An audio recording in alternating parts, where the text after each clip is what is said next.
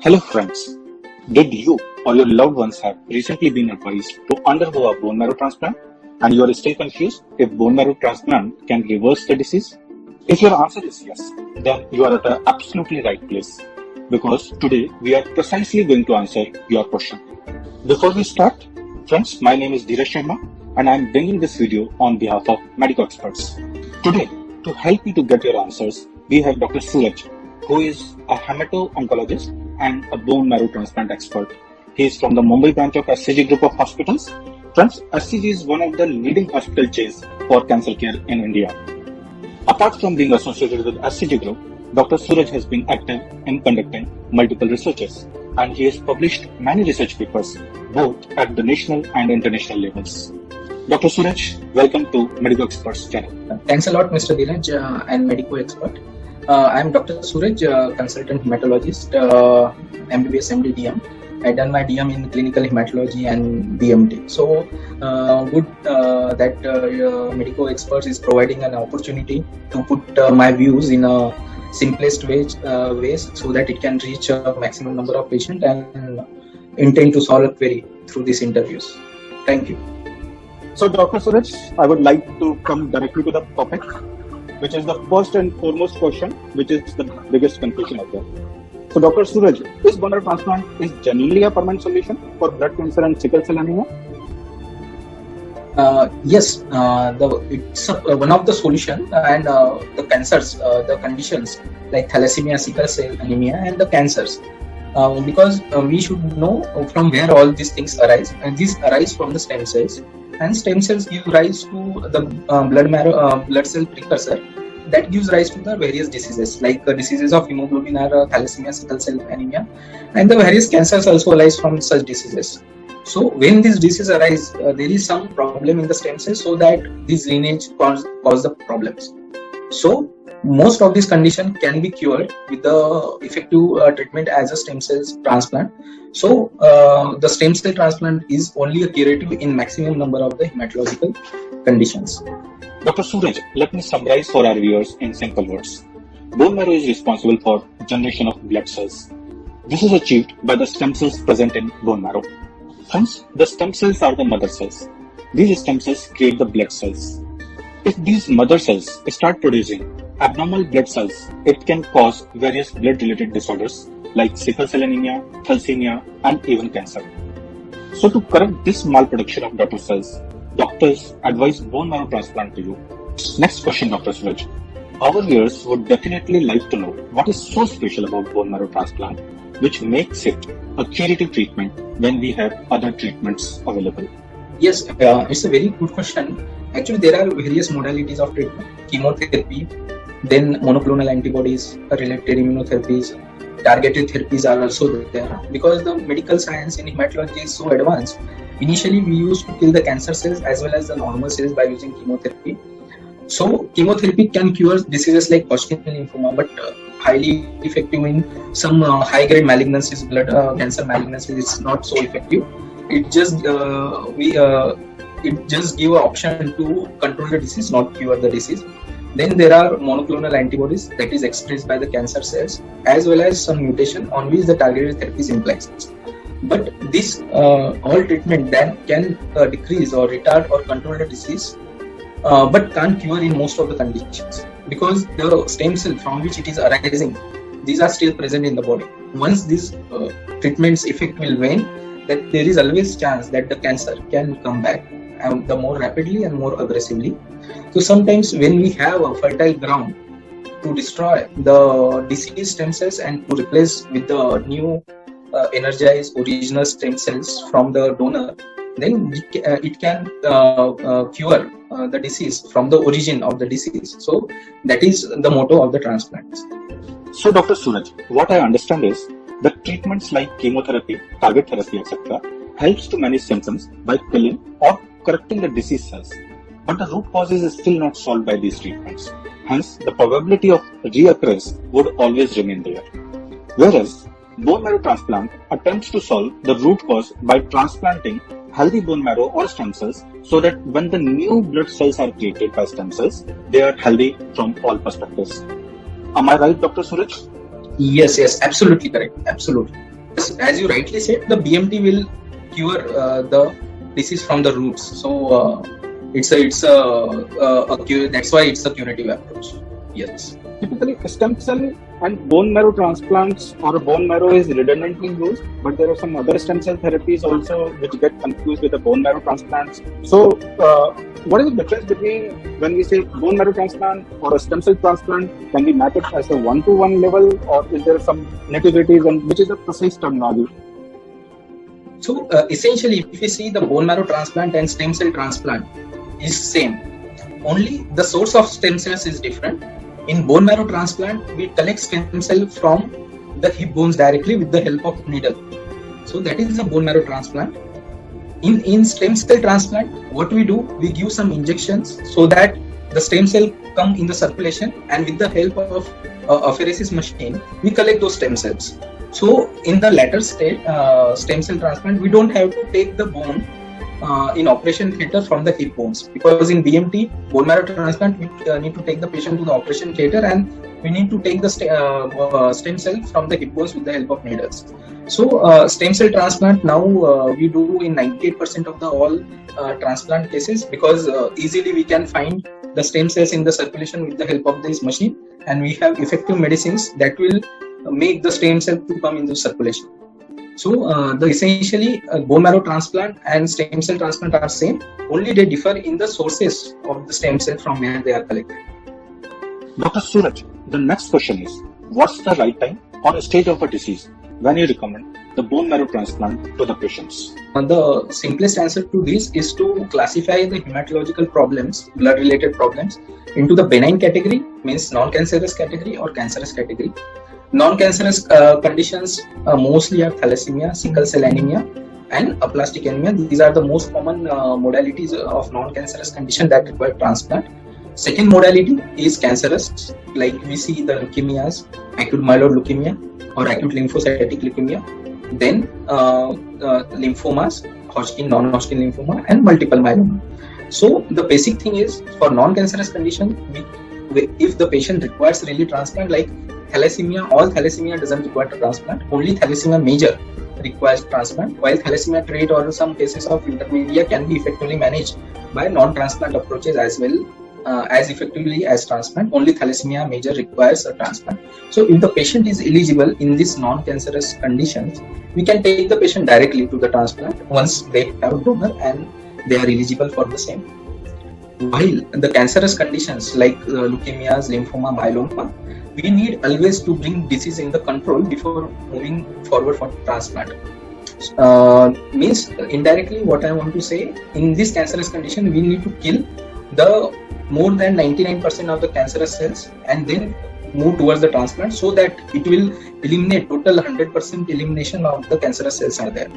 So in leukemia, lymphoma, myeloma, we need to wait till their bone marrow becomes clear of the disease, then we can do BMT in such cases. So the summary is, non-cancerous cells we can take directly to the transplant, while cancerous condition requires prior chemotherapy, immunotherapy, targeted therapy followed by transplant. Next question, Dr. Suraj. What's your views on the need of bone marrow transplant for sickle cell anemia patients? The sickle cell anemia is also currently, means if you see the sickle cell anemia disease, everybody of sickle cell anemia doesn't require transplant, though it's a curative approach in most of the cases. Sometimes there can be minor variation in the sickle cells. When the sickle cell anemia required multiple transfusions, they develop antibodies against the red blood cells. They have multiple episodes of vaso-occlusive crisis. When they have brain stroke, so these are the indication when we require the stem cell transplant in sickle cell anemia patient. Otherwise, patient who can be managed conservatively with the help of medicine, proper water intake, and proper infective measures when they have crisis episodes. So some people can be effectively managed without transplant also, but people should be educated enough to seek medical attention at the right time. So all sickle cell anemia doesn't require transplant. Only the condition what I told, these 4 to 5 conditions are there where sickle cell anemia requires urgent transplant. Thanks, Dr. Suraj. So next question is, which our patient typically asks is, what is the success rate of bone marrow transplant? Yes. So, as I said, is always we divide the hematological problems for non-cancerous and cancerous. So, the success rate in non-cancerous condition is always better compared to cancerous conditions.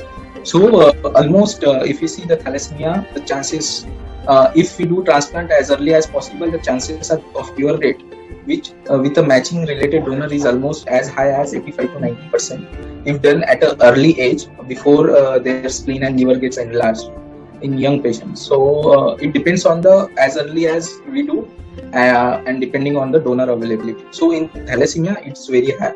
Same in sickle cell anemia, if required and done at a proper time, it has success rate of 70 to 80%. And aplastic anemia, the same. The thing is, we done at right time, because bone marrow transplant in aplastic anemia is an emergency, because patients don't have their WBC and platelets to fight the infection. So if we do very fast and aggressively, it has cure rate of 70 to 80% in aplastic anemia if donor is available. Then coming to cancerous condition, every cancerous condition requires different type of transplant. Leukemia basically require allogenic, means they want stem cells from a other donor. So this malignancy, if we see roughly, the chances of success rate varies from 50 to 17% in different clinical scenarios, and the stage at which we do the transplant. Dr. Suraj, is there any age-related criteria for bone marrow transplant? If you see the Western literature, the upper limit of allogenic transplant, they say, is 65 years, while the autologous transplant is 75 years. But as the physical condition of different countries are different, the Japanese are more fitter than the Western populations. Sometimes African community is more fit than a Western population like US, UK, and Indian communities are less fitter than all of these. So we can't exactly tell at which age group is a preferable. But usually, if we see the allogenic, we keep a upper limit of 65. For autologous, we keep a 75 years. But whenever we assess, we have different situation. There is a one beautiful indicator: hematopoietic stem cell transplant comorbidity index. One scoring system is there, where there are various scores given to each our system, like cardiac, renal, liver, every other comorbidities has their score. If we calculate the score according to that, then they will tell what is the risk of transplant in such different state of groups. So currently age is one of the limit, but if the patient performance score is very good, if the patient is like 68 years, but he is very fit, he is an athlete, and he is running 20 years before the comorbidity at the age of 68 years, we can't tell age is only criteria. We have different indicators also. But age is one of the dimension is there in that indicator. Next question is, Dr. Suraj, how complex this bone marrow transplant procedure is, and can it be life-threatening in any particular way? Yes, this is a very important aspect of transplant because it involves a risk to life also in some phases of the transplant. So we always need to choose a right candidate for transplant at the right time. So if you understand the basic procedure of transplant is, first we need to collect the stem cells, okay, either from a autologous or allogenic. There are two types of transplant. After the stem cell ensure, then what we do, we destroy the abnormal bone marrow, because our bone marrow lies in the hip bones or some vertebrae. So we have very small space of bone marrow inside our body. So we need to give a chemo or radiation or their combination to destroy these abnormal cells. It provides two things: it will kill the diseased bone marrow, as well as it gives space for normal stem cells to grow there, because the space is limited. Once you make this first step, what we call as conditioning stage, ready, second stage is we need to give the stem cells to a patient. So stem cell giving stem cells is a very simple process. It's just like blood transfusion, just like a blood set. We just infuse the stem cells like our normal platelets or packed red cells, same thing. We give the stem cells. The fantastic character of these stem cells is they found their way to the bone marrow. That is very interesting part. So that we can give as a blood transfusion, we give through the veins and they goes to the bone marrow. They are there and they start proliferating. That is the very interesting phase. So it phase lasts for 14 to 20 days. So conditioning regimen 6 to 8 days. Then after infusion 14 to 20 days to get these stem cells to function. and once they start functioning, then they will give the immunity, they fight with the cancer cells and replace the abnormal cells. So the problem in this transplant process is mostly the time between the infusion of stem cells and they have started functioning. In this 14 to 20 days, body is devoid of any immunity because body is not producing any WBCs, neither they are producing the hemoglobin, neither platelets. So during this, for hemoglobin platelet, we can give platelets and red blood cells, but for WBC we don't have anything major. So we just want this stem cell to act fast. WBC gives immunity to our body. So in these 14 to 20 days, body is devoid of immunity that can cause the complication. So if the patient sailed through this or this is the problematic phase, then the life is very simple for patient as well as a doctor. So this is the most problematic thing. Risk to life is almost 10 to 15% during these phases. Understood. So if I need to summarize that, the process itself is not a life-threatening, but there is a stage within a process whereby the patient is going to remain almost under a zero immunity, and that is the particular time where the management of the patient must have to be very, very serious, focused, and if we navigate that particular time and the immunity start building up, and thereafter there is no risk. Is that right? Perfect. So friends, you must need to take care that whenever you're thinking for a bone marrow transplant, don't try to risk with any other center. You must focus a center which is having a capability to manage you under this zero immunity period, and that is one of the, I would say, biggest aspect you can consider while selecting a right center for a bone marrow transplant. Next question, Dr. Suraj. Is there any side effects of bone marrow transplant, particularly in allogenic bone marrow transplant, where the cells are taken from different person? Definitely, it's means if you understand the stem cell transplant is like rebooting your mobile. When there was no USB connection to transfer the data. If you understand, if you reboot your mobile, your all contacts will go and you have to fade individually. Same is the allogenic stem cell transplant. Once you destroy the stem cells, new stem cell will take time to adjust to the conditions. So that is a problem. So essentially, I divide the transplant complications immediately with the conditioning regimen related, means chemotherapy related. Second, the procedure related complications. So for chemotherapy, as we know, every chemotherapy can cause fever, mouth ulcers, loose motion. Same complication can happen. Then procedure related complication, especially if in allogenic transplant. In allogenic transplant, you use stem cells of different donor, though he is a brother, or sometimes a sibling, sister, sometimes or parents. But whenever they go to a different body, the stem cell react, as well as the body in which they have infused, they will start reacting. We call this phenomenon as graft versus host disease. Graft means stem cells causing reaction to host means patient. So this is one of the complications that we see is 40 to 50% of cases, but around 60 to 70% it's a mild to moderate, can be controlled effectively in with the help of medicine. But sometimes in 20% patients of all those, they can have a bigger complication like severe diseases. And out of that, 5 to 10% are such patients are there where no medicine will work. That is the most dreaded complications of transplant. So overall, if we see the chances of having the severe graft versus host disease is around 10%, which is not responding to any medicine. But currently there is always a ray of hope. Now, when we started the initial hematology practice, we have come a very long way. We have now very effective medicines are available that can control all the problems, the root cause of problems that gives rise to such a dreaded situations. And the medical knowledge is evolving. We try to understand things better. So currently, initially there was 30% complication with the stem cell transplant. I'm talking about allogenic. So, but with the advent of these medicines, the care, the antibiotics, the staff training, we have come to around a 10 to 15% in allogenic transplant. And autologous, if we see where we infuse the stem cell from a cell body, so the chances of complication comes around 5% in such patients. So we have drastically improved in autologous, and we are keep improving in allogenic so that it will be a very safe procedure. Thanks, Dr. Suraj. So I guess this has brought one more dimension. So I would like to share with the audiences that friends, you need to take care of three things. First, the timing, which Dr. Suraj has initially suggested.